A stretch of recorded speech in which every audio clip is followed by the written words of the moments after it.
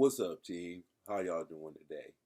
It's not a lot going on right now. It's not a lot of content to create because there's mostly people just grading the draft and saying how they know more than what the Tom Telesco did and how he made mistakes that they would have never made. And the biggest mistake he made was not drafting a quarterback, so it's not a successful draft because we weren't able to get a quarterback.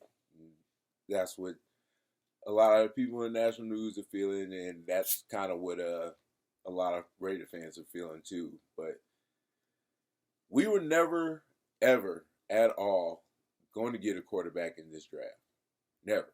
Not at any time. Not Jaden Daniels and not Caleb Williams for damn sure. But we weren't going to get any of them. It is not because we weren't willing to give up our draft picks. It's because we did not want them. This is something that I've talked about, but I haven't gone completely into. But I feel like right now is a good time to go back into it because if we look up at the setup at the team right now, it makes even more sense. Okay, so cut to the beginning. Antonio Pierce is trying to put a team together. Jaden Daniels is coming out of college. Those two things just happen to line up, okay? But Antonio Pierce is building a team that he wants. And what team is he building? We all know he's building a Giant Slayer that is a mimic of the New York Giants that he won his championship, his Super Bowl with. And what that team had was a good defense, a solid quarterback.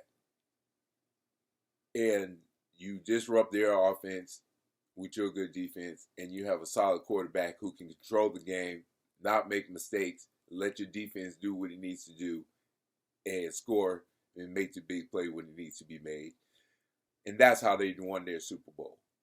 Antonio sees that as a correct formula to create a Super Bowl team, and that's what he's going to follow. And we see that in the defense he's building. When I saw that he was willing to, and I've mentioned this, willing to and wanted to, and actually did compare Aiden O'Connell to Eli Manning, I knew then that he had a marriage to him because he wants to build that team that featured Eli Manning as their MVP. He sees his MVP quarterback in Aiden O'Connell. He said as much, but no one ever wants to hear it. So then let's look at something that makes more sense. How about we just look at what I was saying about how he wants to build that giant killer? Okay, we need a quarterback who executes in that giant killer system. We were going to run that giant killer system because what are we going to do on offense? We're going to run the ball. We're going to control the passing and go over the top when we need to. We had Luke Getsky. Luke Getsky thing was the two tight end offense because it's such a good package to run out of, especially if you got talented tight ends, which we had one. We got Getsky. We went out and got another tight end very quickly. Those things seem to line up in my opinion. So now he's building a team that hasn't run it, and now he has the offensive coordinator who wants to do the run type offense. So why would he go out and hope for Jaden Daniels? Jaden Daniels doesn't fit anything that offense needs. Everything that Jaden Daniels can do does not need to be done in that offense. And everything that needs to be done in the offense that we have right now, that we have been setting up, that Antonio Pierce has been setting up since the beginning, Jaden Daniels cannot do those things. His specialty is not those things. We would have to teach him to be a pocket passer from jump. We would have to redo his whole game. We would have to teach him how to do a play action and then progress past that to catch him up to this offense, and then mold him into a different player so that he only uses his legs when it's completely necessary, when that's not his game. And I've been saying that since the beginning. Just because you need someone for a situation doesn't mean you get to take someone that you want for that situation. Just because he needed a quarterback doesn't mean that he's going to take Jayden Daniels because they're friends. I've been saying that the whole time. Just because they're friends doesn't mean that he wants him on his team. Okay? If I have a legal case, I have a cousin who's a lawyer. I could go to my cousin and say, hey, cousin, someone's trying to sue me over a car accident. Will you be my lawyer? He'd say, yeah, I'm a lawyer. I'll be your lawyer. But why are you coming to me? I'm a corporate lawyer. I don't know anything about the damn case that you're dealing with. And that's what you need when you're doing your offense. You don't just grab a good quarterback and then say, okay, you're a good quarterback. Put yourself in this situation and make everything you have work in this situation. That's the crybaby part about everybody's boy Justin Fields, is that they have to build an offense around him. They have to learn how to use what he does best to make him better, right? We can't do that here in Las Vegas. We don't have time for that. We're trying to win now because we can win now. We don't have the time to mold, manipulate, and try to make Jayden Daniels into something that he may not ever be able to become when we have somebody who's already that. This has been the case from the very beginning, people. And now that you see more clearly to where the offense is going, to exactly why we went and got a Minchow, because of his abilities in the 12 offense with 2 tight ends and a 1 running back. Look at everything on paper. Look at the film. Look at the history of the offense. Look at the history of what Antonio Pierce wants. Look at everything that they're trying to build from the tip to the tail. It's all built around a quarterback who controls the game, makes the plays, has a solid QB IQ, ice cold veins, and just steel will. That's the damn phrase I'm looking for. And Aiden O'Connell has all of that in spades. That's why he's here. That's why he's going to start. That's why he was going to start. That's why he's always been the starter. From the end of last season, in those last 4 games, anybody with any damn sense knows. Anybody in the locker room knows. Anybody on the coaching field or the coaching knows. Anybody in the NFL with any damn brains at all knows that last month that Aiden O'Connell had was fantastic. Okay? People don't want to hear it. They don't want to hear the numbers. They want to ignore that. They just want to say, well, we lost to the Colts. And we could have been in the playoffs. Or we lost to the Vikings and we couldn't even score a touchdown. Okay. None of that matters. Okay. None of that matters. What matters is what AP wants, what's best for the team, and what we've been setting ourselves up for.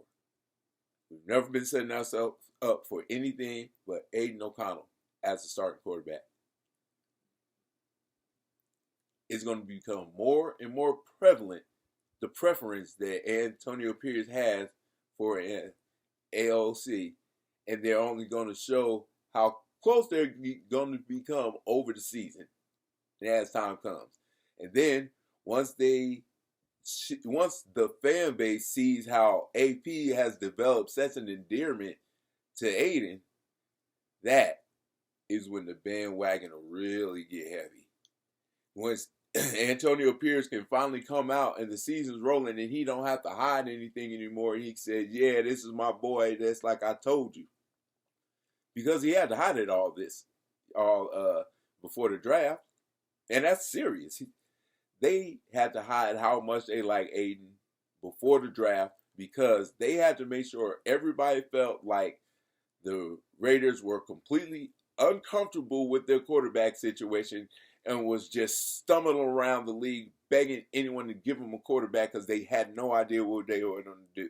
But that was nowhere near the case, and they were completely happy with everybody in the league believing that, which is why we ended up getting the offensive coordinator who runs the best two tight end offense in the league and gave him a gift of the best two tight ends to come out of college in the last 2 years, perhaps in the last 10 years, right?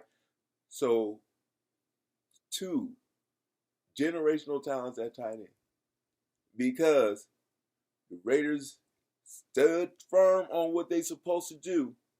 They don't let any of their information leak.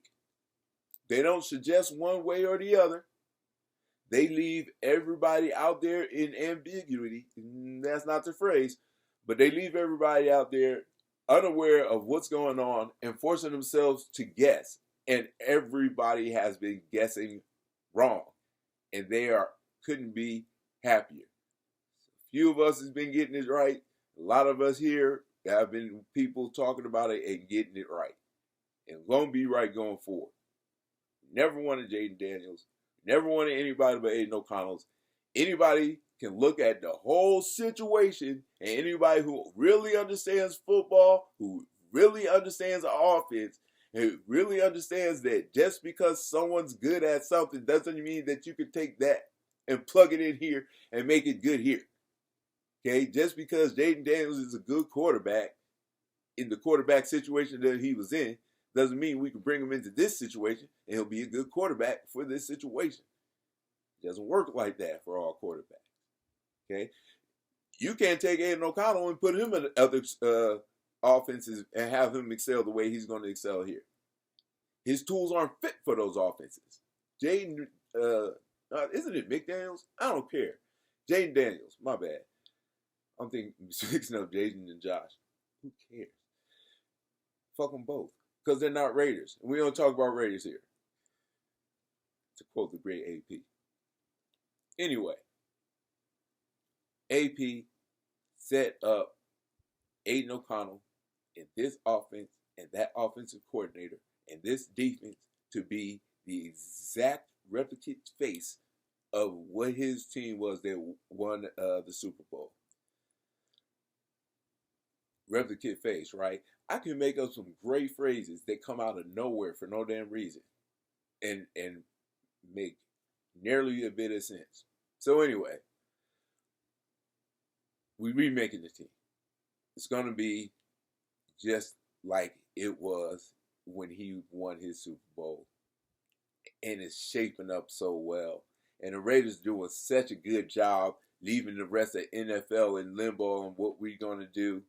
And how everybody is just simply spinning their heads on why in the world would they take Brock Bowers? I mean, he's good, but God, they need a quarterback. Who's going to throw him the ball? I mean, he's the best player in the draft, sure, but God, they need a quarterback. What are they going to do with him? We got the best damn player in the draft. And it just so happens the best damn player in the draft plays the position that we need our most talented players at. This stuff has been put in our hands. We got a great team coming. We got continuity coming that just fell into the hands of the Raider fans. Grab it and hold it. Enjoy it and watch it. People, let's get ourselves some pillows for this front of this bandwagon. It's going to have to stretch out long. I'm telling you, once AP starts giving Aiden love because of the wins, it's going to get heavy. Everybody's going to be in love with Aiden O'Connell by halfway through the season. And we're going to have a winning record at that time. And it's going to be like Brock Bowers and Michael Mayer. They'll be having like T-shirts for them. Or there'll be a nickname by mid-season. There'll be some type of nickname for the Bowers and Meyer connection. B&B and M&M and something like that. But whatever. We're going to win, and it's going to be great, and I can't wait for it. And it's all going to be because of Antonio Pierce took over the damn organization. He's going to take the Raiders to where we want to be. He's going to be a Hall of Fame coach. We all here at a wonderful time. We should all be happy. Get back, sip on something, smoke on something, do something, but enjoy yourself.